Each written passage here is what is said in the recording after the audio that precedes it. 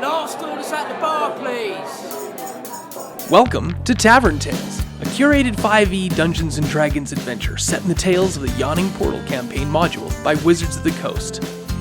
Previously on Tavern Tales, orcs have slumbered and dwarves have rested, but now the great Ulfi stands before them, the leader of the orcs of the Forge of Fury. Come sit down and drink with the enemy, raise a glass and toast to the enemy, and I'm not gonna do this on my own. So come sit down and laugh with the enemy, raise a glass and sing to the enemy, and I'm not gonna do this on my own. So I won't end up being alone, 'cause I won't drink my drink alone. So what about you? 1 beer or two, I'll drink to you.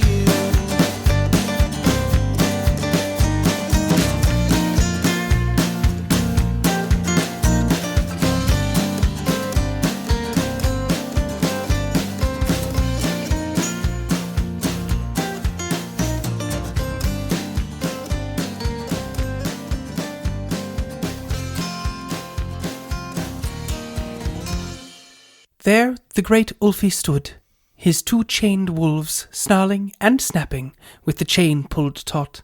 Suddenly, Ulfi let the wolves go, roaring out a challenge at the dwarves before him. As combat ensued, Oscar cried a glorious challenge back at the ogre. Let's do this. And now, let us peek into the adventure itself as the ogre and his 2 wolves lay about them at the family of dwarves on the stairs, with Tessakar and Eldeth at the rear of the group, the bottom of the stairs. If that was not the case last game, that is the case now as the story's being told. They will not be involved in this combat, as they are involved in a heated combat of their own. And any time your characters catch a glance backwards behind you, I guess it would be behind you if you cast a glance backwards.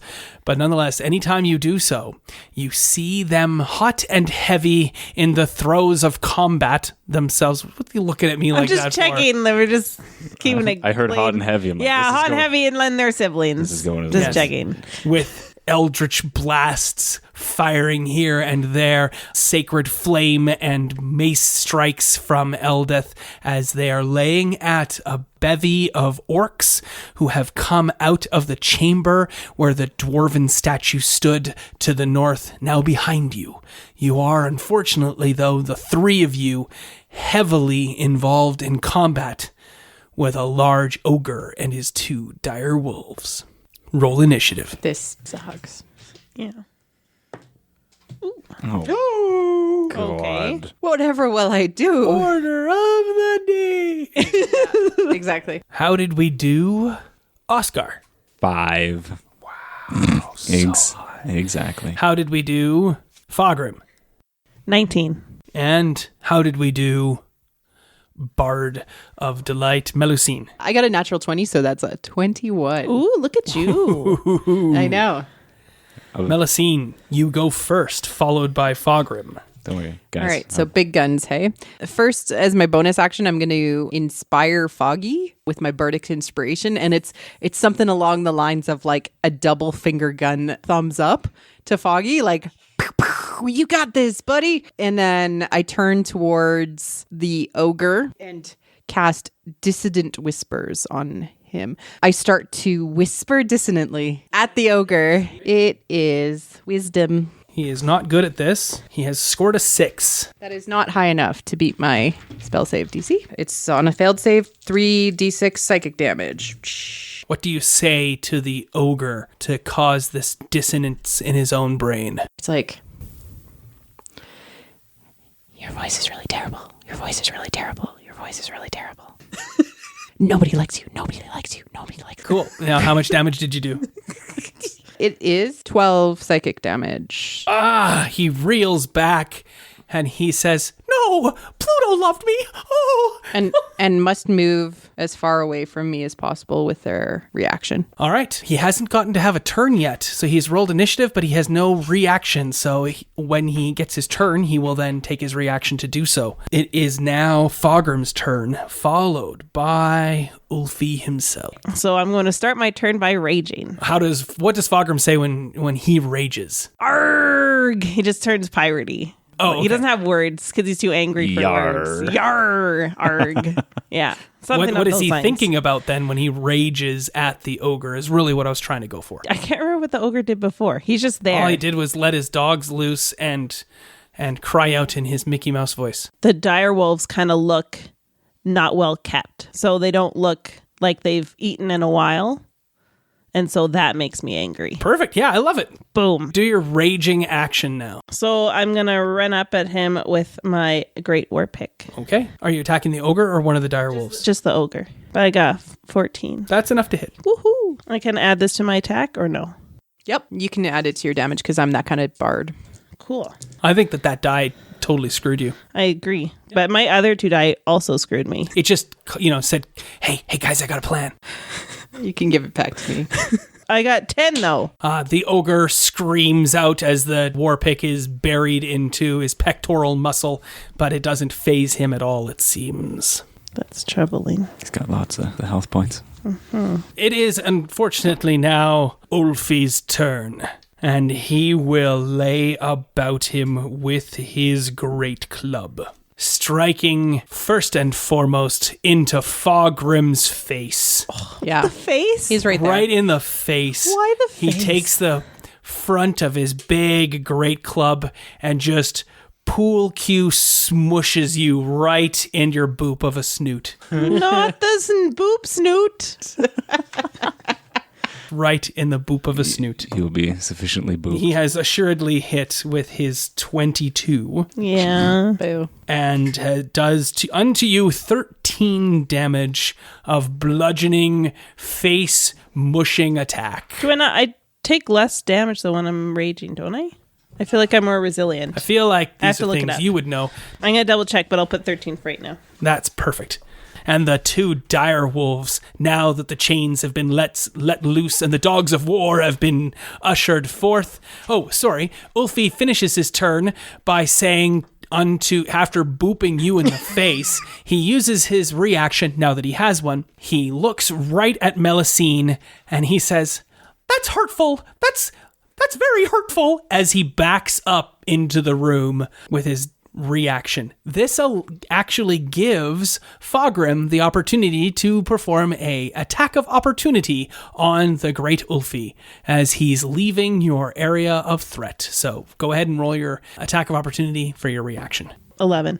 That is not enough to hit this. Come on! Unfortunately, he has stepped out of range and you are not able to beat him as he backs away. I am resistant to bludgeoning damage, which is what he would have been. Yes? So how much would it be if it's not half. minus 15? Half, yes. Okay. It's 6 points of damage. You're like the perfect tank for this situation. I agree. But that's when the 2 wolves pounce on Fogrim. The first beast, with its pack tactics, gives it advantage on Fogrim because 2 beasts are attacking the one person. We'll call this one Pluto and the other one Pete. I'm like Nice. Goofy. Pete's more diabolical, But Pete's a cat. willing to hamstring you. Yeah, Pete is a cat. Pete's a cat and Goofy's a dog. Whoa. These are dire wolves. I don't know what's wrong with you. One is a dire cat. Here we go. Ready? Pluto will strike and has a 17 to hit. Is that enough? Mm-hmm. Excellent. He does 10 points of damage to you. So 5, because it's piercing damage. Yes, piercing damage. So it's only 5. Your rage lasts for 1 minute. It ends early if you are knocked unconscious or if your turn ends and you haven't attacked since your last turn or taken damage since then. So if I've taken damage since my last turn, it ends? I believe it only ends on your turn, so you still only take that, but you'd have to re-up your rage. The other wolf attacks Fogrim, Of course it does. getting a 16 to hit. Yep. And does 10 piercing damage as well. You must now make a DC strength check with disadvantage to save against being knocked down. 8. That is not sufficient. No. You are knocked down and you roll down the stairs to wind up in a heap at the bottom. That was all of the bad guys' turn. We now turn to Oscar, standing on the stairs, sneakily hidden away behind formerly there Fogrim, but you have stepped neatly aside as Fogrim tumbles down the stairs to wind up in a heap at the bottom, where you're staring face to face with two wolves. Be careful. There's stairs there. Following your turn, Oscar, it will be Melusine's turn. I'm going to go for one of the wolves. Is there one that looks more like the leader, I guess? Would you like to take your turn to make an animal handling check or actually attack a wolf? I just wanted to see if there was one that Not that you can immediately determine. It's just because I don't know if your character is really that good at handling animals. You'd need to spend your turn looking into that. Okay, let's go for an attack. All right. Pluto it is. 9. Unfortunately, against these two dire wolves, that is not enough for their natural armor with their mange of fur to strike true and actually get them. You have missed. Okay. We return to the top of the round, where it is Melusine's turn. Melusine this evening is being played by... Marie Claire. Who is... Awesome. Perfect. What is Melusine doing? Melusine is going to viciously mock the closest direwolf. So Pluto it is. Yep. Pluto? You mean Puto? Sorry, that was terrible. Kind of reaching on that one. You could make like a space joke, like you're not even a real dog. Yeah, you're not even a real planet or dog. Wolves are much better at saving against these sorts of things, given that they don't have really good relationships with their mothers. But it is still only rolled a 9, so you have done your vicious mockery. He takes 3 psychic damage and has disadvantage on his next attack. And I'm like looking down the stairs and I'm going to be like, no, seriously, you got this, Foggy. Double finger gun, thumbs up. Am I unconscious? I'm just knocked down. You're just knocked down. Okay. You're just prone. No, actually, take that back and No, give it what- to him. Oh, You got this, Oscar! I thought I had it, but apparently not. He But he really needs needs a to snap. hit. Like, if he doesn't hit, he doesn't do his sneak attack damage. That's true, That is true. but I've been rolling better. We're confirmed that once you took damage, your rage ends.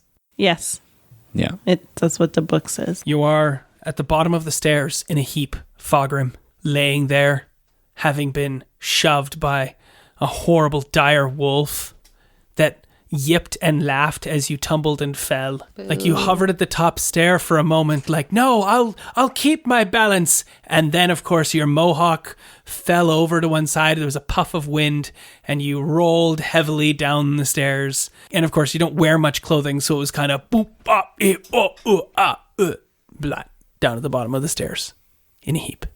Sad face. Fogrim is sad. Fogrim is sad. His rage has ended. Yeah, Oh. it's just sad face. That's your turn. What would you like to do? Oh, I'm gonna rage again. I did look. I can rage again. So I'm extra mad. No, you Yeah. can't rage now. You're sad. But sadness turns Oh, to wait. anger, or whatever Yoda says. I think that's a fear thing. Do the direwolves have chains or anything around them that they were hanging on to? Absolutely. The chains, there's a wrapping of chain around their throat and chain stretching out behind them. How many chains? Just one? It's like a leash. Oh, okay. Good to know. So what are you doing with your turn, Fogrim? I am raging and running up the stairs, and the ogre is still up. So standing up takes half your movement. Okay. You're at the bottom of the stairs. It is 10 feet up the stairs. So what is your movement total? 25. And do you get any bonuses for rage, for movement when you rage? I believe so. Well, you can at least get to the top of the stairs. What else would you like to do? I would like to hit an ogre if possible. You cannot hit an ogre because he has had to move away from Melusine the full extent of his reaction, and he is deep in the confines of his room right now. Crossbow? Yes, but again, you're not proficient with a crossbow. I could scare him. I could try. Scare everybody else. I attacked the By duck. all means, if you'd like to pull out your crossbow, you can drop your war pick and pull out your crossbow. You may shoot at the ogre with your crossbow. Yeah. All right. Let's do it. 15. Yeah, that hits. 15. How do you get 15 on a d10? 1d10 plus 5. Why is your crossbow plus 5? Do I add my strength? Not to No. a crossbow. Why not? Because a crossbow doesn't require you to use strength at all. Well, 10 then. Okay, 10 damage is fine. You have done 10 points of damage. Yay. You're standing in front of wolves again. Yay. No. It is the ogre's turn. The ogre will now charge forward and, well, you didn't seem to get as hurt when he hit you, but are you looking pretty hurt, Fogrim? at half. Oh, I'm only at excellent. half. Well, then he will charge up and he will smack Melusine and he'll say, "Nobody talks to my dog like that." Ooh. He has a total of 13 to hit Melusine. Does that hit Melusine? That is my AC. So I hit. He does 13 bashing damage to you. Ouch. And now, 2 dire wolves espy a mostly naked barbarian. So one of them, the one with disadvantage, will attempt to strike you. He only rolls with regular. And he has a 17. Does that hit? Yeah. Then he does a total, because you are raging, of only 5 damage and knocks you down the stairs. Come on. So roll your DC check to save against that. 16. That is enough to not get knocked down the stairs. Woohoo. His brethren, though, will attack you.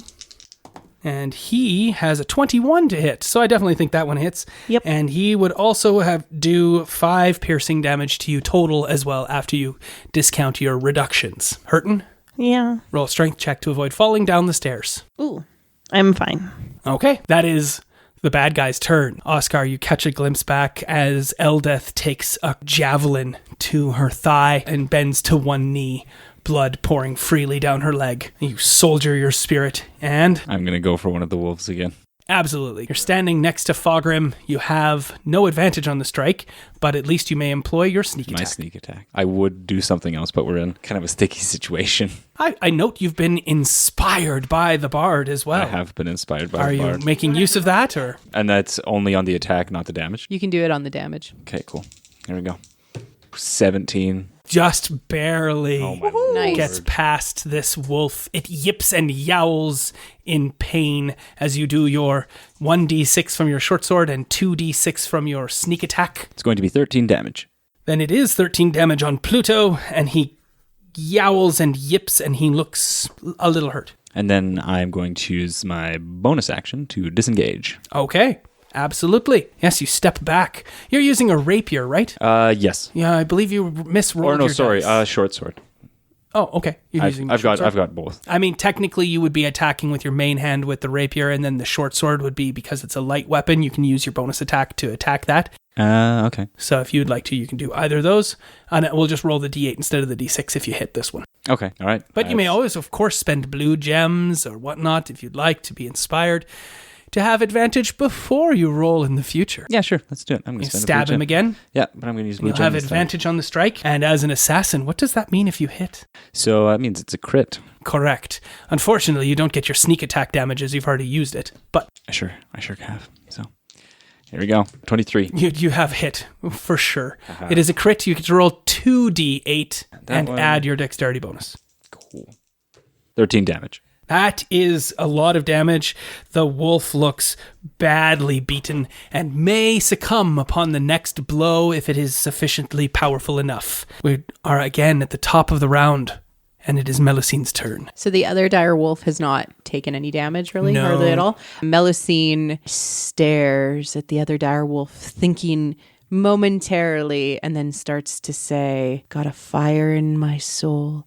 I've got a fire in my belly, but you're feeling hot, hot, hot," as the chain around its neck starts to heat. Oh, with no. heat metal, Okay. and starts to burn him. Is that a saving throw or It's anything? nothing. It's nothing. There's nothing the wolf can do. And it's 2d8 damage, and on a bonus action later on, I can do 2d8 damage. So that would be 10.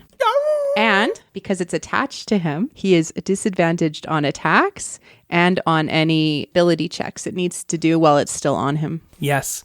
The wolf howls in pain. I'm Poor an Pete. asshole. Poor Pete. If it was Goofy, I'd have done the yo, but it's not. It's Pete, and he goes yo.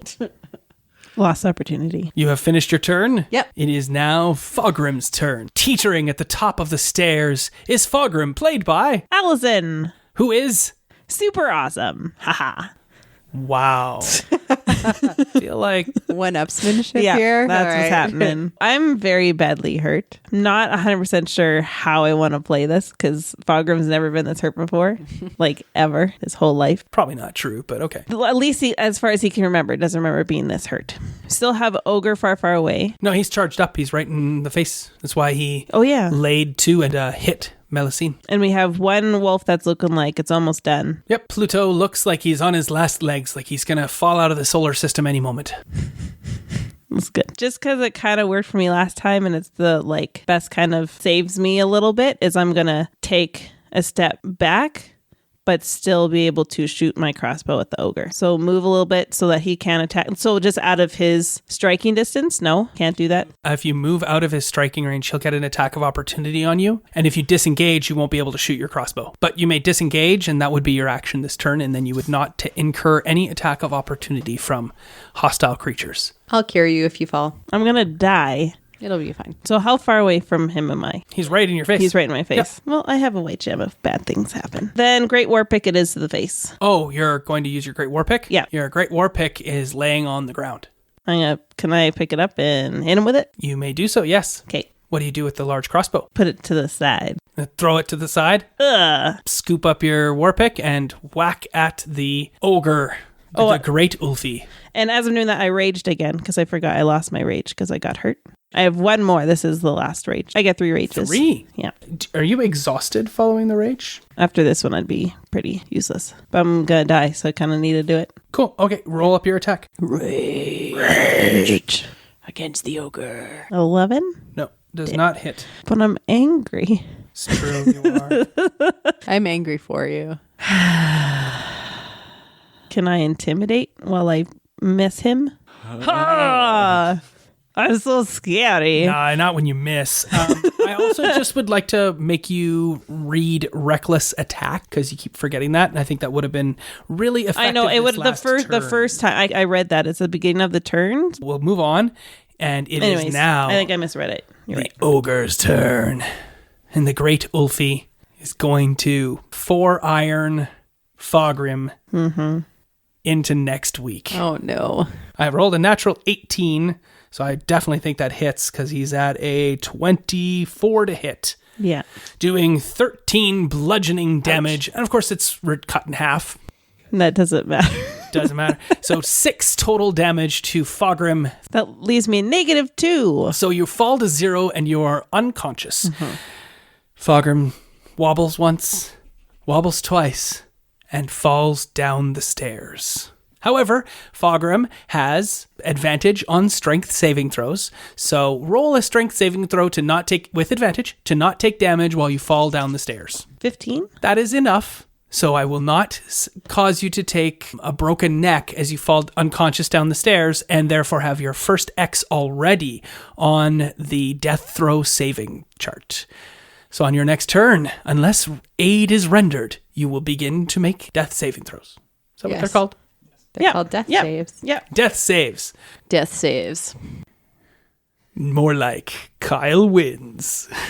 Anyway, it is now a pair of wolves attacking. One of them yowling and yipping with the heat of the burning metal searing its throat will attempt to attack Melusine. He would normally have disadvantage, but because he's attacking with his packmate, he only rolls a regular die. I have rolled an 11 on the die, so for that wolf it is a 15. That's a hit. He does unto you 10 piercing damage as he bites you horribly in the kidney and belly area as he grabs hold of you and attempts to throw you down the stairs. Make a strength saving throw. Oh, 20! You do not fall down the stairs. You hold on to your might, and the other wolf looks to eating Fogrim if I was an evil dungeon master. But I am not. Instead, it'll just try to knock Melusine down the stairs as well. Aha! This one has advantage. I rolled a natural 19. You take 10 more points of damage as the wolf bites you. We really needed our 2 other buddies not fighting other things. And the concentration on the heat metal is gone. Correct. Oh. The heat dissipates suddenly without any warning whatsoever. And it is Oscar's turn, alone on the stairs with 3 combatants. Which ones hurt the most? One of the 2 wolves? The first wolf, one solid blow would definitely kill it. You could, if you hit with both attacks and did a good amount of damage, you might be able to take out this ogre with both of your attacks. Okay. Gonna try and solo this. I'm gonna go for the ogre. So I'm going to use my rapier. Yeah, because I can't really do anything to get away from the wolves, or else then they'll get an attack on me. Unless you disengage, but then you're just delaying combat then. Because it might be better to try and take out the wolves first. Because there's more of them. Can I change what I'm gonna do? Well, I don't know what you're planning on doing. What would you like to do? Okay, so I'm gonna go for one of the wolves with my short sword. All right, go for it. There we go. You can't sneak attack because you have no allies next to you. So this is just going to be regular action. Unless you spent a gem and then you could sneak attack because you had advantage. Oh, God. But if only you would do something super cool, and then Kyle will let me give you my gem. Oh, but it would like change everything. Currently, nothing has happened. So you haven't done anything. It's very easy for me to drag and control X. Because it would change like everything from what's previously happened, so they might still be alive. What? Oh, you want to spend a white gem to do something? Oh, I was going to give you a blue one. Oh, okay. She's going to give you a blue gem so you can spend it to have advantage, and then you can sneak attack. Okay. But then I wouldn't use a sneak attack on the wolf, just so you know. This is if I die. That's I'm saving that one. Okay. Oh, those can't be used on death throws. Death saving. But if I die, can I tell the tavern lady that I didn't die? It would be more than one. It would be a significant number of white gems for that sort of thing to occur. It's always 3. To be fair. I didn't know that. I should have saved them. Right. Because that's what the game's about. Not dying. Yes. Who cares? Make a new character. That's fair, actually. If I attempted to slide under one of the wolves, would I trigger an attack of opportunity on the other one? Why don't you tell me what you want to do, and then we'll talk about systems. Okay. So what do you want to do? Where are the wolves standing?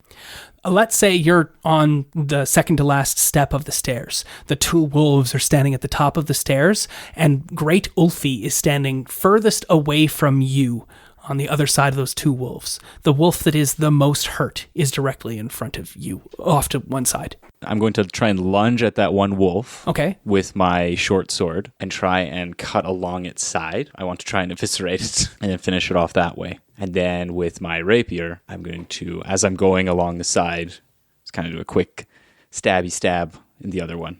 All right, you want to attack both wolves. Your short sword on the dying wolf. Yes. Your rapier on the other wolf. Yes. Go ahead. Yep. Roll it up. That sounds super cool. Have this blue gem. All right, and now I shall spend said blue gem. Cool. Yes. Way to game the system. I'm not giving anyone a blue gem because I didn't really think the color was that theatrical. It's not like he did a kickflip headstand onto the one wolf, impaling it down, and then doing some sort of weird gymnastics move with a twist and landing fully on the second wolf, grabbing the chain in one hand and burying the rapier to the hilt. I might have given a blue gem to that. But anyway. So can I do that and then get a blue gem back? Would you like to spend a white gem to earn a blue gem? No. That's all okay. right. It's a bad deal. That sounds like a terrible deal. All right, here we go. Rolling the dice. Oh. Ooh. Natural 20. Because you're rolling with advantage and you are rolling your first roll, I'm assuming that you spent the blue gem on the rapier attack on the second wolf, not on the first wolf, because you wouldn't spend your bonus action to strike the wolf that's right in front of you. Correct. Okay, so you now have critically hit the second wolf that with the burning metal that is not very hurt at all. When you do, you now roll 4d6 and 2d8 plus your dexterity bonus to kill this wolf. Okay. So to kill. Roll all of that. Rolling all of that. And tell me what you got. Here we go. I have done 21 damage. But you always get to add your dexterity bonus to your strikes. I'm a filthy liar. I have done 24 damage. It's the best way to do that. You have killed Pete with one horrible blow. The singed metal from the burning leash has burned away the fur around his throat, and you're able to easily pierce true and deep and spit this dire wolf the length of your rapier, all the way down, right along the inside of the spine. It lets out a brief gasp and dies, and Pluto, his loving mate, turns just in time to catch a short sword potentially in the face. Just the one. Okay, here we go. Short sword to the face. That'll do it. 23 to hit. You have hit. Roll your d6 to strike plus your dexterity bonus. 8 damage. You have killed Pluto as well, and he dies with a slash. You have removed the entirety of his lower jaw as you've cut cleanly through with your slashing short sword. And with both animals dead, the great Ulfi lets out a cry of pain and anguish. Oh, no! Oh. No! How could you? Those were my loyal companions. After all the Disney stuff I did this weekend, I'm so glad Paige is not here. See, nobody loved you.